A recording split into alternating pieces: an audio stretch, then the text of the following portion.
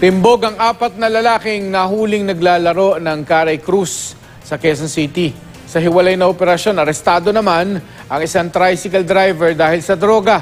Makibalita tayo kay James Agustin. Makikipagkita lang sana sa kanyang chatmate sa Summer Avenue sa Quezon City ang tricycle driver na si Michael Banyares. May dala pala siyang shabu para rito. Ang hindi niya alam, police asset pala ang kachat niya. Yun lang po yung dala ko, yung pinakamaliit lang po. Bali po ang nangyari po, sir, yung may ka-chatmate po ako, gusto ko pong may pagkita, gusto ko po siya makita. Nag-request po sa akin siya ng drugs. Nakakuha sa kanya ang 3 sachet ng droga. Ayon sa pulisya, dumarayo pa ang suspect sa Quezon City mula Mandaluyong para magbenta ng shabu. 4 na lalaki naman ang hinuli matapos maakto ang naglalaro ng Cara Cruz sa barangay Pasong Tamo.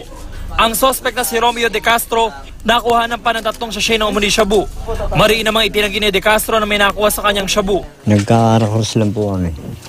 Tapos dumating po sila, nagkatakbuhan po. Tapos yung ganyan na lang po yun. Yung lumabas po yan, nagulit po kami. Naghintay lang po ako, nagtinda po ako ng balot sa kape, hinintay ko lang po yung bayad sa akin. Natapatan po na nagwahol sa Cara Cruz. Napasabay po ako sa takbuhan. Ayon sa mga pulis, posibleng pinangtataya pa sa sugal ang droga.